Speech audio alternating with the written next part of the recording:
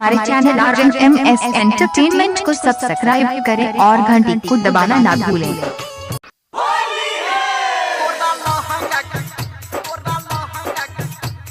माँ Gayatri recording studio.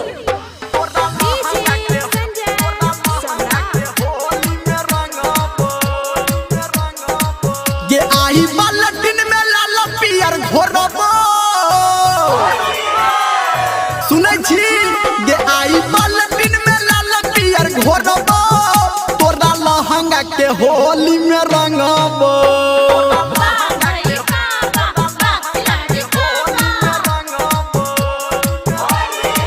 ये आई के करो बात न मनबो तोरा लहंगा के होली में रंगबो।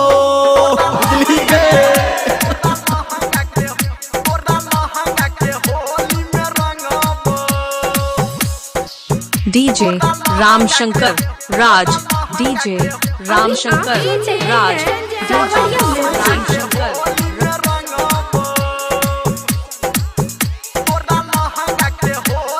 फागुन महीना के छैली लहरी पकड़ लेबौ तोरा दिन के दुपहरी कते बचबिही।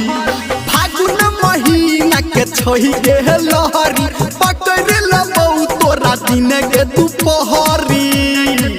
के आही साया सारी तोहर छौरी भंगबो के तोहर साया सारी आई हम भंगबो तोरा लहंगा के होली में रंगबो।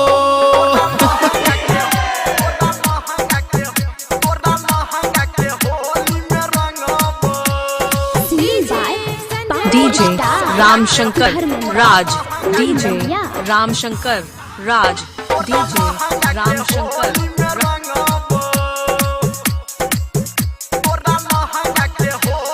कहो धर्मेंद्र तोरा गाबी के जोगीरा राइटर सोनटू से रंगा वाले पूरा कहो धर्मेंद्र तोरा गाबी के जोगीरा राइटर सोनटू से रंगा वाले पूरा। ये संजय गौतम से हम नहीं डरबो, ये संजय गौतम से हम नहीं डरबो तोरा लहंगा के होली में रंगबो। कते भागी